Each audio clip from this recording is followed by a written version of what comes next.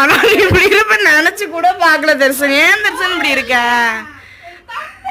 சரி, அந்த பிள்ளை காதுக்கு வந்திருக்கு. அந்த பிள்ளை வந்து சொல்லுது இப்ப நீ என்னமா போச்சு இன்னைக்கு அப்பாட்ட அடி நொறுக்க போறாரு. பெரம்புதான் இன்னைக்கு உனக்கு.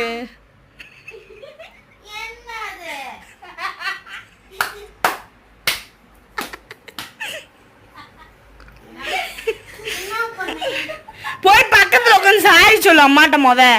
நீ பண்ண